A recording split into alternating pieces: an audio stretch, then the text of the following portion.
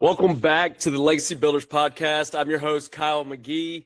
This is the podcast where we sit down with leaders who are building more than businesses. They're building impact, opportunity, and lasting legacy.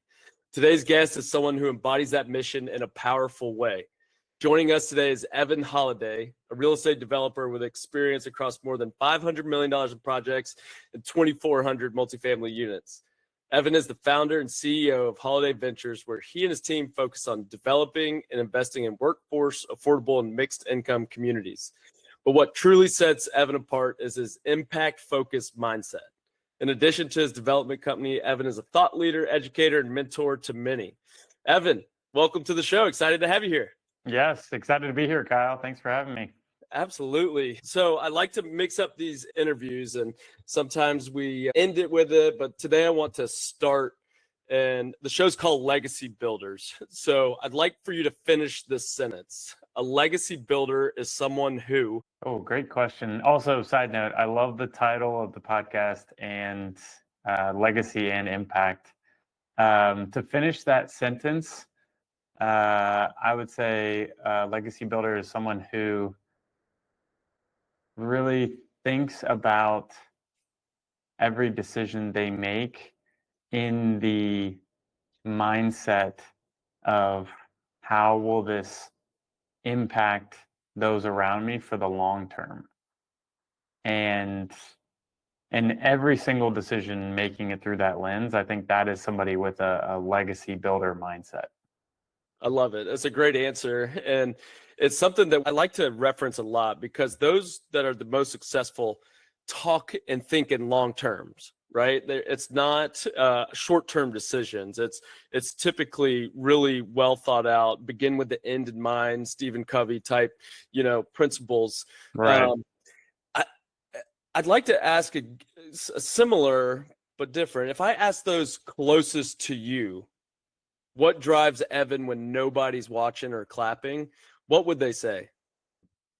Yeah. I think they would tell you that he's driven to do something impactful with the skills and the experience that he has, driven to not only help his family, help those around him, create the life that, the best life possible for those he loves, but also figuring out how to help other people in the process and do well by doing good. And really, I think for me, what's motivated me behind all that is my parents at an early age shared with me, to love others, to take care of others. My mom passed away when I was very, just out of college, pretty much. And it was kind of a surprise. It was a shock to all of us. But I saw all these people come out to her ceremony or her memorial. And it just it completely, I already knew I wanted to do affordable housing. I already knew I wanted to help people because of what my parents already instilled in me. But that was like a mindset shifting moment for me in a big way. Because one, I realized you don't know how long you have on this earth. And, you have to cherish and take care of every moment you can with family and loved ones. And also, I think we're each put on here on this earth to do something special and something unique.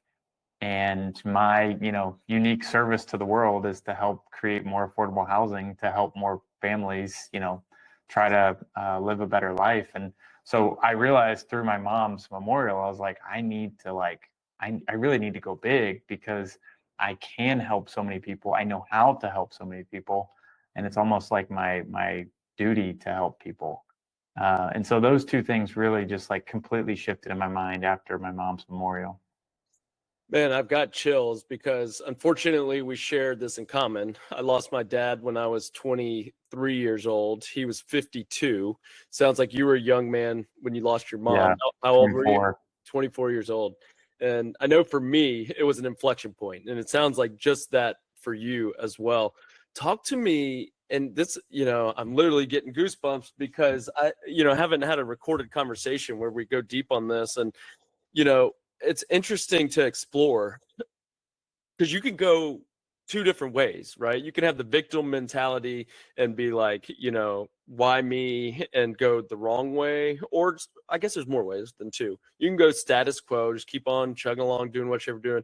Or you can use it as a total game changer, an inflection point to really drive and motivate you. Were you already on a personal development journey before your mom passed, and then this was kind of the accelerator, or did it kick in your kind of personal development journey? Yeah, good question. Yeah, I was already, I guess, into personal development to a degree. And my girlfriend now, at the time, wife now, she was also instrumental in, helping kind of open my eyes to different things. Like I had Think and Grow Rich sitting on my shelf. I remember my aunt got it for me, and I was like, "Oh, that's a cool book," and I just never read it. But it took my girlfriend being like, "Oh, that's a great book. Like we should, you should read that." And little nudges like that from those around you who you love, and then that plus the experience with my mom, and I think too. I mean, don't get me wrong, it was like probably the hardest moment of my life. But I think I just tried to look at it from the mindset of like what can I learn from this, and what is the point of this, and what is the purpose behind this, and why is this happening? And I tried to look for silver linings, and that was my silver lining was and that's what kind of pushed me to keep going, and kind of be able to get over the pain that I was feeling. I guess I couldn't get over it, but I could at least, I could manage it in the moment with that bigger purpose.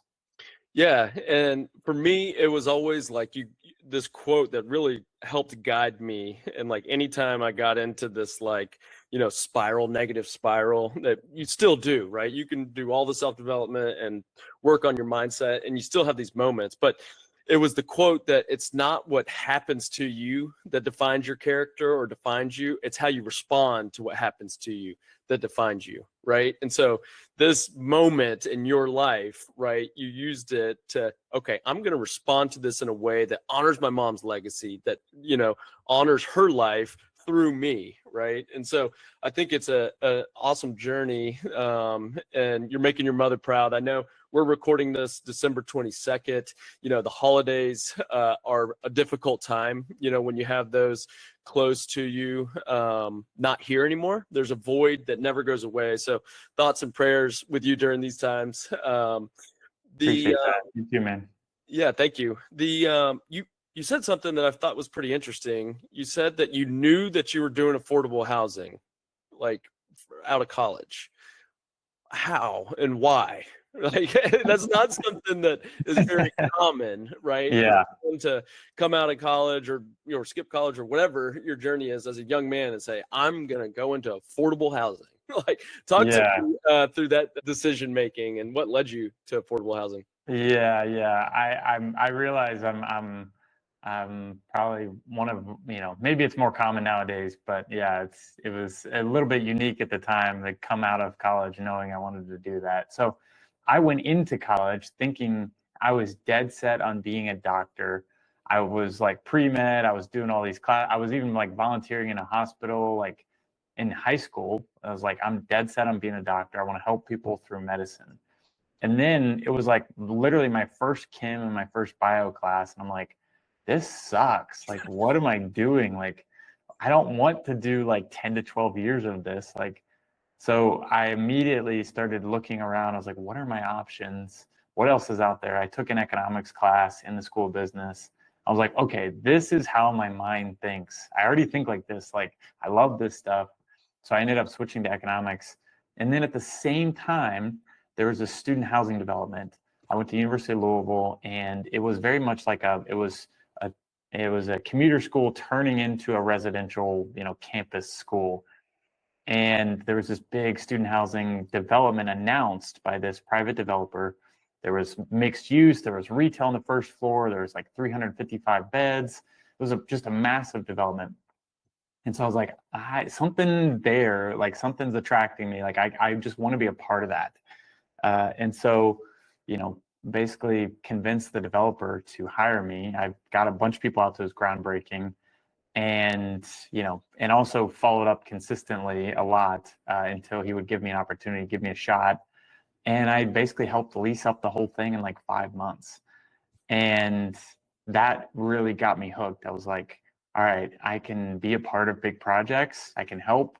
And the unique thing was it was a small team. And the developer was really open for feedback. And so there were little things that I saw in the plans that just didn't make sense to me. Like there were literally no windows in the lobbies on every floor.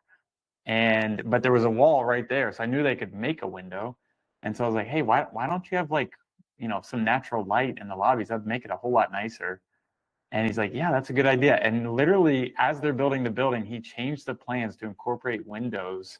And that's just like my glass shattered. And I'm like, holy crap, like I can actually help like play a role in this. And I'm like 19 years old at the time. And that just immediately set me down a path where I was like, all right, I don't want to lease buildings. I want to build buildings. I want to do what he's doing. And then at the same time, through this program I was a part of, we volunteered at Family Scholar House. And that completely opened my eyes to affordable housing. And so Family Scholar House, they are a nonprofit that does affordable housing for single parents, usually single mothers, going back and getting their college degree and ultimately, getting a higher paying job and helping their family in a better situation. And I was mentoring one of the kids in the program, and it just completely showed me what affordable housing can do to change a family's trajectory. And that's where I was like, all right, I'm sold. I want to build stuff like this developer, and I want to help people like this nonprofit. That is affordable housing. And so I was like 19 years old when I figured this out. I was, very lucky, fortunate that I figured out what, I was meant to do early on. And I just dove all in. As a part of an entrepreneurship program in the school, we were supposed to start a business. Well, I convinced my team. I was like, we're doing something with affordable housing. So we ended up doing a modular housing development company that we took houseboat manufacturing plants. They laid off a ton of workers, over 1,000 workers. We put them back to work in this building the same box as a houseboat, but put it on a foundation instead of water. And we won some competitions, and we're like, hey, this is really has some wheels, some legs to it. And so we were pitching it to other groups to co-develop, basically. And we were so green, this was like, I was probably 22, 23 at the time. We were pitching these development companies to partner with us. And one of the groups I pitched was like, how about you come work for us? And we'll teach you all about affordable housing and you'll learn from us. And I was like, okay, I could learn a lot from these guys. They combined, all the partners had over 100 years experience. And I was like, yeah, this is a golden opportunity. I can't pass this up. So I worked for them right out of college, and they legitimately threw me in the deep end the first week. I was on a plane to Brownsville, Texas. Keep in mind the company's in Louisville, Kentucky. I was on a plane to Brownsville, Texas to look for basically 9% tax credit sites to put under contract, and then try to get support from the city to put in with our application to the state housing agency. And I was like, I don't even really know where Brownsville, Texas is, but let's go.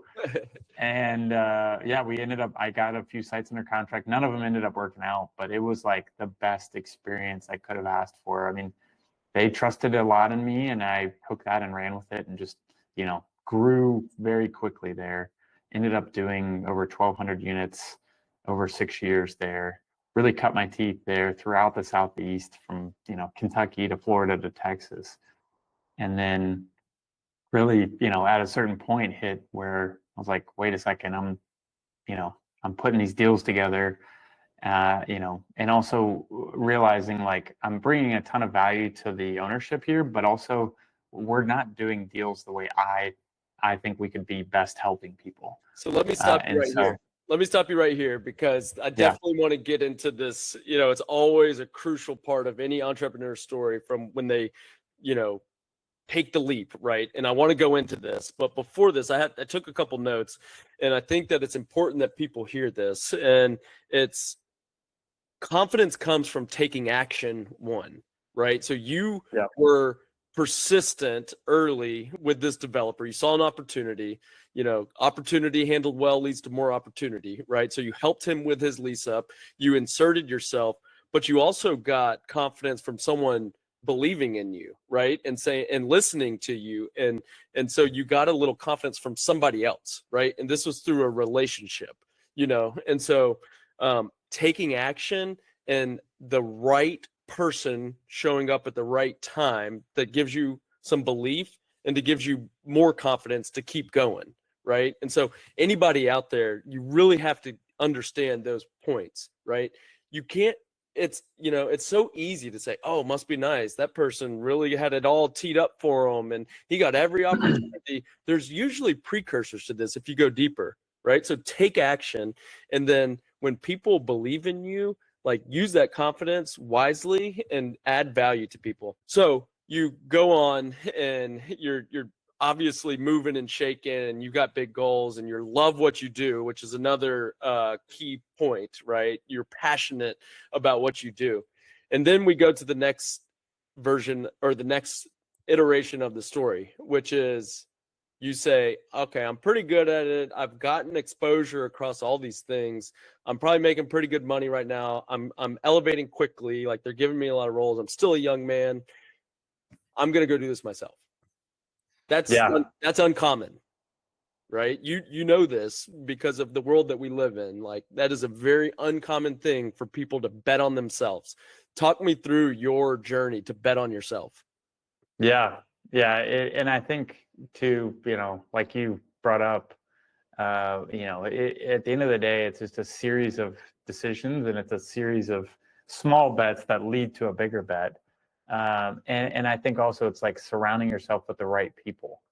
So years, I think it was maybe 2 years before I left, I was starting to basically put myself in the rooms with other people that wanted more, who were striving to make themselves better or get better at their craft, their business, and also was just trying to figure out, like, how could I kind of do my own thing on top of what I'm doing in the business.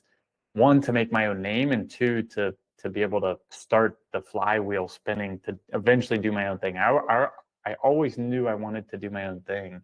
Okay, so you did always have the thought that, like, hey, I'm going to be doing this for myself. It wasn't like an aha moment. You were building the skills and the necessary, building the relationships, all the things. That's right.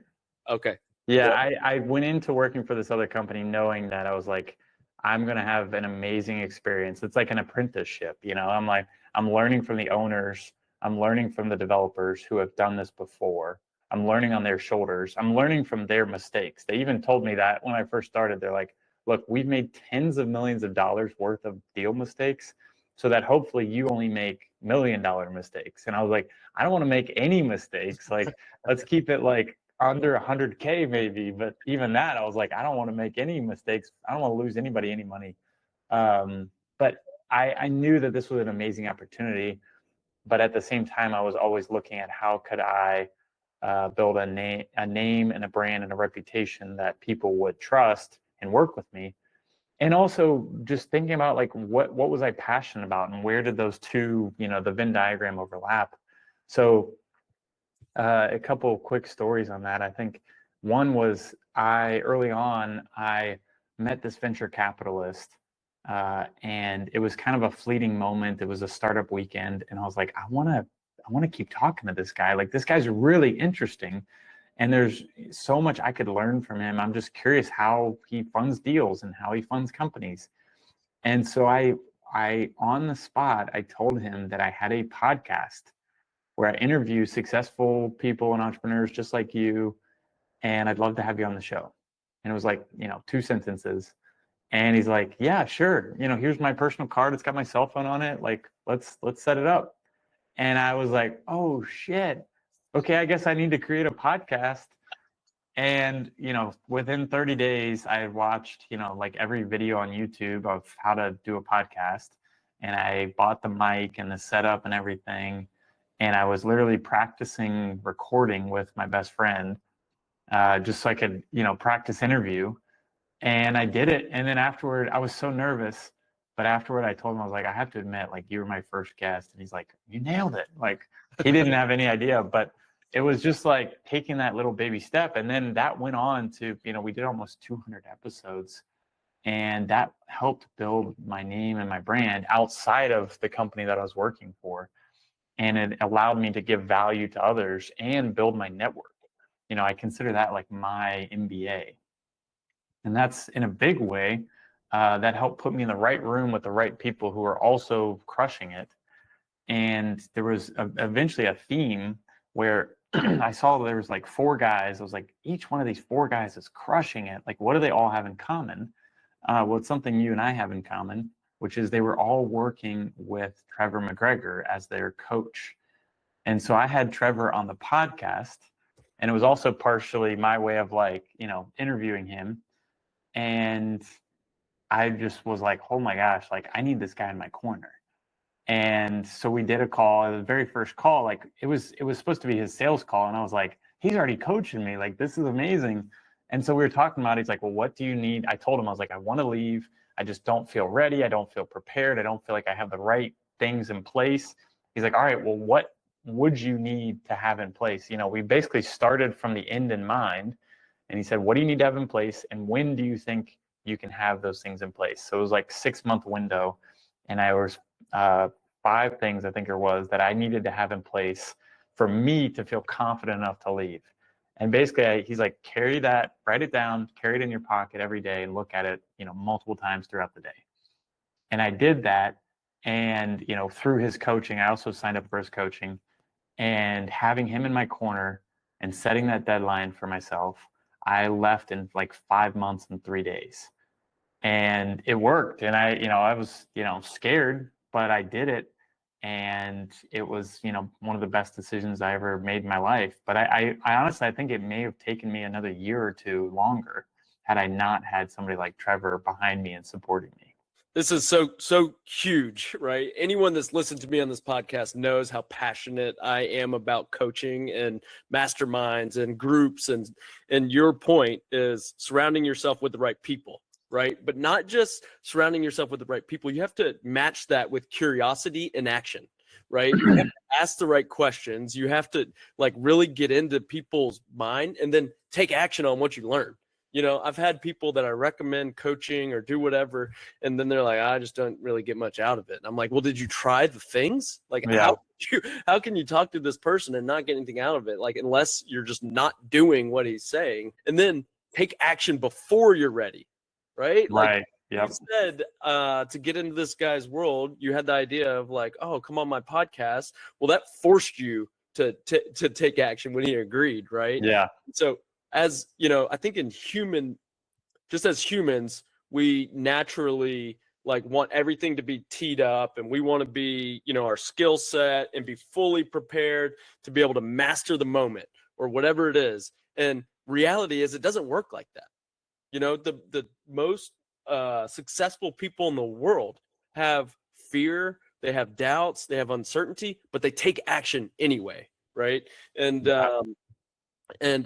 whether it's Coach T, I will give him a plug to anybody at any time, and we'll put a link to him. So if someone wants a performance coach, he's the real deal. He's but the best. Even if it's not him, like find somebody that is like subjective, out of your world. They're looking at it from a completely different lens, and then they're able to offer advice and wisdom and help you hold you accountable and push you. Like everyone should have, whether it's paid or not, everyone should have someone like this in their life. I want to go to your business for a second.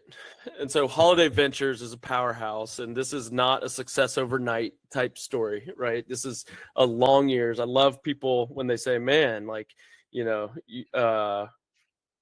started killing it like overnight. And it's like, damn, overnight. I've been working at this my whole life. Keeping legacy in mind, what do you want Holladay Ventures to represent 30 years from now when nobody remembers the deal details?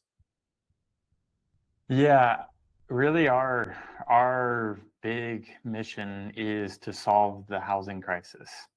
And so to solve that. affordability crisis, solve the housing crisis, or be a Yeah. role in that crisis? Yeah. Play a role in solving the housing crisis. Yeah. Um, That's yeah. that's a big why. Yeah. Yeah. And then I don't, candidly speaking, I mean, we're going to do everything in our power, but, I don't know if we can get there in 30 years, but our goal in 20 years is to either develop or acquire 100,000 units of affordable housing and to prolong affordability and to create more affordable housing opportunities through those units. But really, I think I want us to be known as uh, an impact driven developer who takes every opportunity to help all of our partners along the way. So our partners are our residents, they're our investors, they're our city leaders, and they're our nonprofit partners. So every opportunity we can, doing things differently in a way in which helps all of our partners. Because I think in order to solve or make a dent in the housing crisis, like we have to do things differently. We have to think innovatively. We have to think outside the box. We have to think unlike we've thought of solutions before, because what has got us here has made it, it's the most unaffordable time in the history of the United States. I mean, we have just so many families that can't even afford like a decent place to live. So I think figuring that out and playing a substantial role in that is what, in 30 years, I'd like our company to be remembered for. So when you say do things differently, what does that mean practically? Like what does Holladay Ventures do differently than these other affordable housing developers? Yeah, so within affordable housing, there's a spectrum. There's a lot of niches even within affordable housing, and really what we do differently than other groups. There's a couple things, but I think one of the best ways to summarize it is on one spectrum you have the groups that are out there basically like copy paste, copy paste, copy paste, the same building, the same pretty much the same unit, the same building. You can't tell if you're in Texas or Florida or wherever, and that serves its purpose. But I worked at a company that did that, and they were more concerned about the units themselves, which is very valuable. Of creating affordable housing is super important to the equation of affordability. But for me, and what I've seen and what our partners have seen, is that there's so much more value to be had for the residents and for the better longer term outcomes when you combine some unique design mixed with placemaking, sustainability, and layer that on with a nonprofit partner that can help with services. And then you create better outcomes, and then you create more desirability for your communities. It's kind of like the gift that keeps on giving, where what you give to the universe will come back tenfold. And so we have groups that, the copy paste on one end, and then we have nonprofits who are super service oriented on the other end, but maybe can't do as many deals. We're the happy medium between the two. We bring the services, we bring the nonprofit partners, but we also bring the scalability and the ability to, have a massive impact through doing many deals and many units. And that's where we have found our success, is bringing those two worlds together to help our residents, help our partners, help our investors. Everybody ends up winning because we create more desirable communities because of it. And so I think that's in a nutshell what separates us from other groups, is thinking with both sides of the equation. Can you give us a breakdown? Like I'm trying to maybe explain it to the layman who doesn't, not in the affordable space, and like what exactly, maybe an example of one of your deals of like, what does that actually look like? Yeah. So in our developments, we always have unique designs. Our architect, our engineers, all of our design team come at it with, we have basically our core design principles that we at Holladay Ventures operate with. And then also our design, we make sure we hire good designers who have that intentionality in mind from day one. And then you layer on top of that, basically we are able to do unique partnerships. So to give you an example, we just won a National Development Award for this one. It's Samaritan Recovery Community. and Shelby House. So SRC is a nonprofit here in Nashville. They owned about 4.4 acres, a whole city block in Nashville. They do substance abuse recovery services. They've been operating since 1964. They do amazing work, but they had buildings that were falling apart, that were basically functionally obsolete, that needed to be torn down, but yet they had, they were busting at the seams in terms of demand of their service. They didn't have enough beds. They were literally turning away hundreds of people that wanted to work with them, but they just didn't have anywhere to put them. And so they had a unique problem where they had this valuable land, but they didn't know what to do with it. They're not developers, and also they don't know how to fundraise. And so layer that on with, they have an amazing service, obsolete buildings, don't know how to capital raise, but sitting on valuable land. So we, through a partnership with us and Evergreen Real Estate, another developer who had the original relationship with the nonprofit, the three of us came together and we basically creatively problem solved, how do we build them a brand new building while also building affordable housing that can serve their graduates, but also just the general affordable housing need. And so we were ultimately able to take them from, they were previously at 50 beds, we were able to take them to 132 beds, so more than doubling their capacity, almost tripling, and build them a 70,000 square foot facility, state-of-the-art nonprofit space, that now, they've been in there a year and a half, they're almost at full capacity, almost at 132 individuals serving at any given time. They tapped into brand new funding that they've never gotten before from the local and the state level. I think it's over $3 million of new funding they've never received before because of their building, because of the added capacity, and to basically break into new service lines to help people in different ways going through recovery.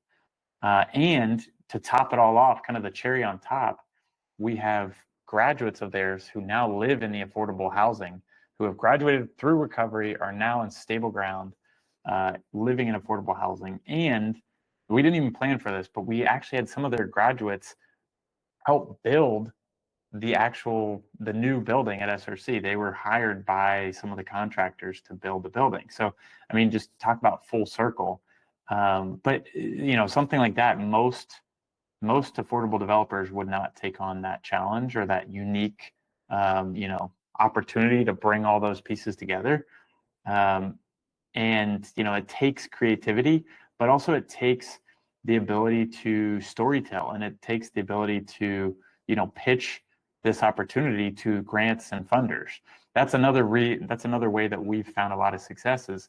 We have like a 90% success rate with grants and public funding requests, because a lot of our, pretty much the majority of our capital stack is either directly from public dollars or public funding tools like tax credits, who we then sell to private investors.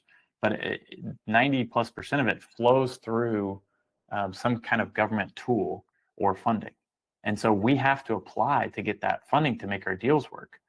And so being really, really good at coming up with unique developments and then unique storytelling ends up with that 90% success rate on the grants. And we take that grant writing process really seriously, because we know that is the gatekeeping for new affordable development. That is the bottleneck in a sense. And so we take that part really seriously with our unique developments. Yeah, and just you taking that example and breaking it down, I think honestly might be part of the problem of why affordable housing is like so hard to solve, is because of how complicated it is and how many different layers and nuance. Yeah. And like, it is a high barrier to entry. I've watched one of your videos on YouTube that's like, this is an evergreen strategy or blue ocean strategy, whatever you want to call it, because people aren't willing to go and like first learn the process and then cut their teeth for how long did this deal take from the relationship to delivering the product and people moving in. It was like 5 years. 5 years, right? And like, think of how many, like Live Local Act in Florida. How quick can you build an apartment, like from trees to keys, build an apartment complex? Does this, now it's completely different, people and asset classes. But anyway, I think of like how difficult and nuanced this is. And like, this is talk about, referencing Think and Grow Rich again, specialized knowledge. Like this is specialized knowledge that not many people have or have the willpower to go and patience to go see it all the way through. Can you break down the economics of a deal like this? Like, how does this work? Because you aren't a nonprofit. Like Holladay Ventures is a for-profit affordable housing developer.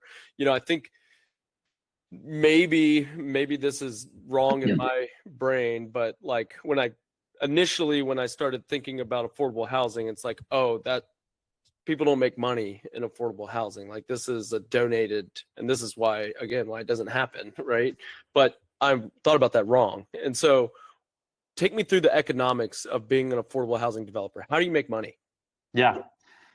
So being a for-profit mission-driven group, you and I have talked about this, but the thing I love about affordable is you can do well by doing good.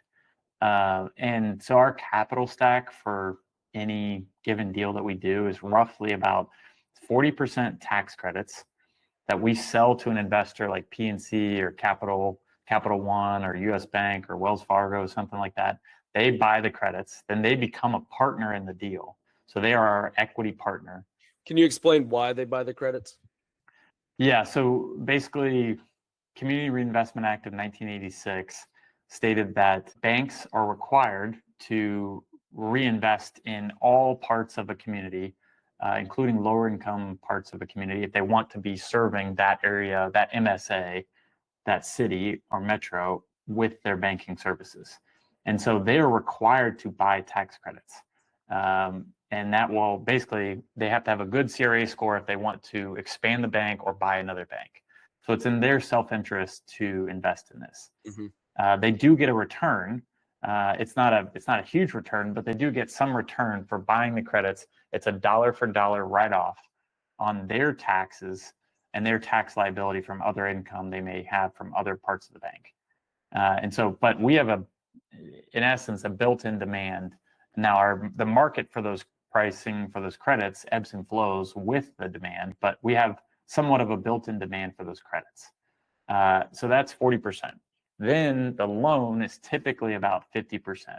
So this is a standard loan like you get on any other deal. The only difference is ours is 90% loan to value, 50% loan to cost. So because of the discounted rents that we offer, it's basically it's a higher percentage to value. But that loan is backed by tax exempt bonds. So we get those bonds from the state agency. We get the credits and the bonds at the same time from the state agency. Then we give those bonds to whoever our lender is. And so they get a discount. Basically, they don't have to pay taxes on the interest that they make on the loan. So that gets us about 100 basis point lower interest rate than a normal market rate loan. And we typically have better terms in a lot of ways. Like we'll have a 40-year amortization and maybe like a 17 to 20-year term. So everything we line up for a 15-year time horizon at the minimum. And so our investors are part of it for 15 years. Our lenders are part of it for 15 years. But going back to the capital stack, we have that last 10%. That is basically tax abatements. So your local tax abatements, we get 90 to 100% of it abated for 10 to 15 years. So then we can borrow more loan against that, or we go after local grants, there's federal funding programs that flow through local housing authorities or community development like Home Fund or CDBG Fund or National Housing Trust Fund. There's a whole list of these. And basically, you assemble different pieces of whatever's available in your area. You assemble those until you have your gap filler, as we call it, that last 10%. And that's really how you figure out how to make your deal work. Is what the state agency wants for that 90% of your capital stack, that you'll then partner with private dollars to take those state agency tools, but what they're looking for because you have the qualified allocation plan, the QAP. And then while you're lining up deals that match the QAP, you also are going out and applying for and getting grants or tax abatements or whatever tools you can assemble. And then you will go and apply for your tax credits and your bonds once you have the grants. And then from there, it's usually like a 6-month or less period of time where you're working on your plans and you're getting all your financing partners ready to close. But that's in a nutshell how our capital stack works. Yeah, no, thank you for sharing. I think, sorry to the listeners to get that. For me, I can nerd out on this stuff. Evan is a leader in this field and someone that I have learned a lot from, just from the content he's put out and will continue to learn from, and some of his programs that he offers to. But I think that it's important for people to understand like how important it is to have a level of specialized knowledge in whatever it is you do. Like for Evan to rattle that off, he thinks about this, he studies it, he goes to the conferences, he knows everything that there is and he's constantly learning more about it, right? Wherever you're at, whatever field you're in, that's the kind of detail and that's the kind of knowledge that you have to know in order to set yourself above everyone else in whatever field it is you're in. I think that this is a perfect time to transition into your education and mentor and kind of thought leadership platform. You mentioned it earlier, how pivotal the podcast was to kind of getting your name out and doing maybe some personal branding. You also are a coach and you have a mentorship program around affordable housing. Talk to me through like, when did that start? What sparked this interest and how fulfilling has that been in your life and career? Yeah. So this was back in 2020. We had the podcast going for a couple of years, and I kept having people reach out to me, be like, "Hey, Evan, I love what you're doing. How can I do what you're doing? How can I get into affordable housing development?" And I was like, "I love that you're passionate about it. I don't know where to send you." Like I would send them to like YouTube. Novogradac had some videos, but there wasn't like a great place to send people to get just like a full hands-on experience and knowledge base to do your first affordable development. And so, thankfully my wife was the one that was like, you need to create a coaching program. You need to create a course. And she pushed me to do it. And she had the coaching knowledge and experience. And so we basically, I was at a mastermind retreat in Destin, Florida, actually not too far from you. And I pitched it in person to a mastermind event with 25 people. And we had 3 people sign up. And it's a high ticket item. And so I was like, my wife and I were like, oh, shoot, we need to actually build this. It's kind of like the podcast. It was like, we sold it before we had it. And we're like, okay, well, we were like of the mindset of like, we just sold 3 people. Like, I don't care if we sold a single another person, like I would be happy with that. And we were like, all right, let's build it for these 3 people. And then at the same time, I got on the Bigger Pockets podcast and I mentioned it just very offhand. And within a week after that podcast episode airing, we had over 5,000 people visit the website and 300 people apply. And we literally just put up that website like the day before the podcast aired. It was like just craziness. But it showed that there was a huge demand for people that wanted to learn how to do affordable housing and wanted to get into this and wanted to do impact-driven work. And those are the type of people that we want to be helping. And we want to share our knowledge and share our expertise with.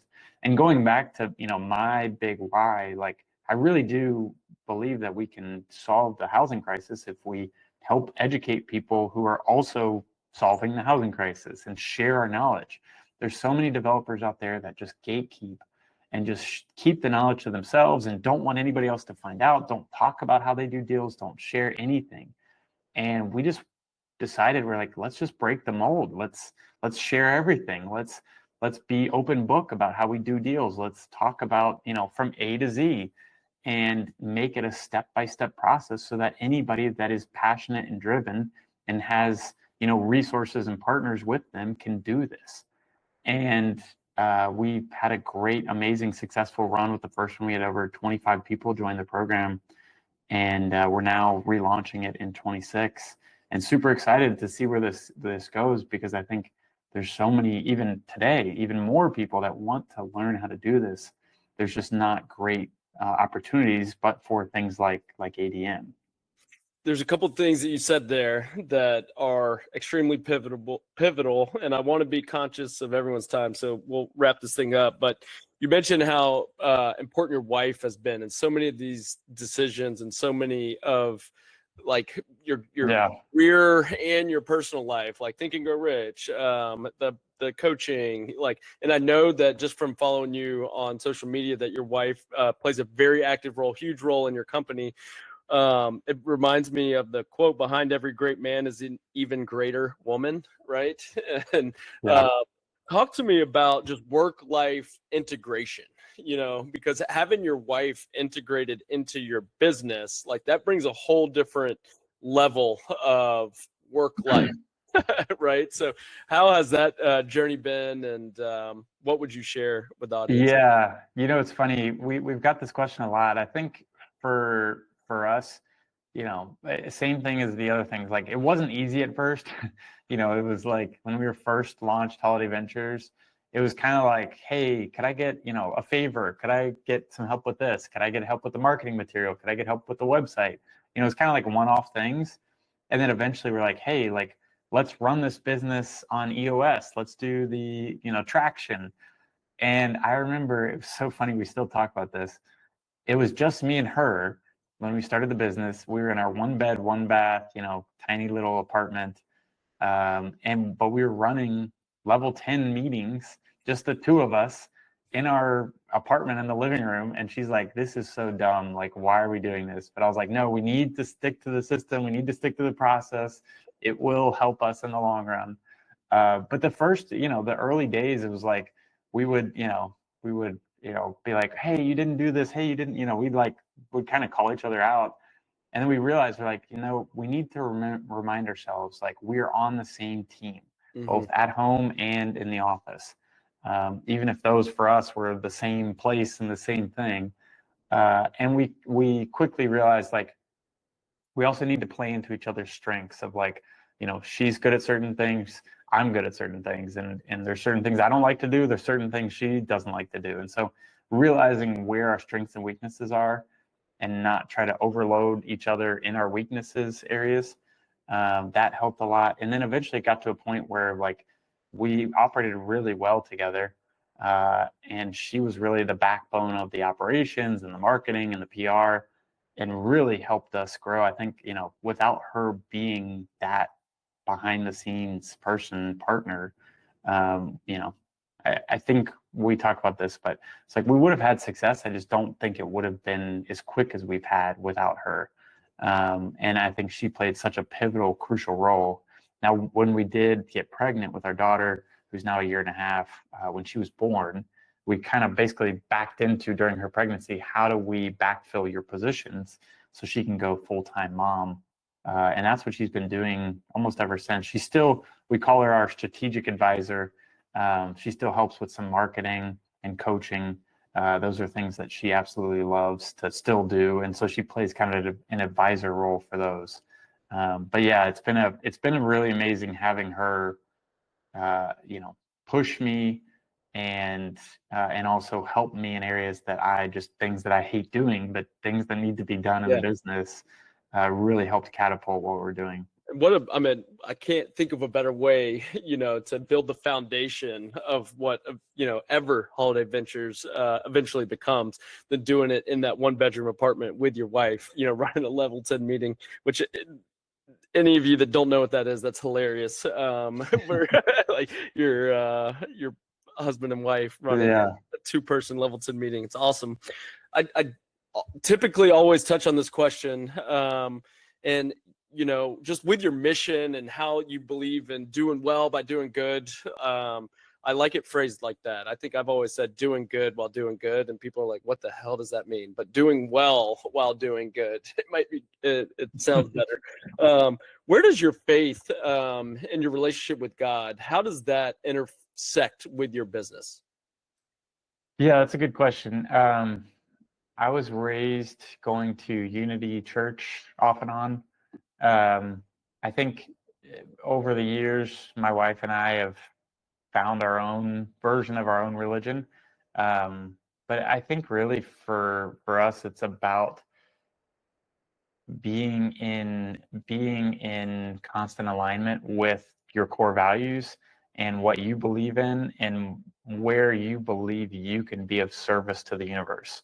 Because I think, like we were talking about before, like I really truly believe that the more you give to others and the more you are of service to the universe and to higher power and to others around you, it will just come back tenfold in gratitude and fulfillment, and really like just feeling amazing about what you're doing and the purpose you get to serve. Yeah, it's a great answer, and it's really well put. Whatever your religion is, it ultimately comes down to serving others. And it's backwards of how you would normally think. It's like, I get this and I feel better, but you ultimately you get the most fulfillment when you're serving others and doing good in the world. So that's awesome. One last thing, that when you were last talking about sharing your coaching and sharing your blueprint, I think it just goes back to the abundance mindset versus the scarcity mindset. And there is so much opportunity in this world, right?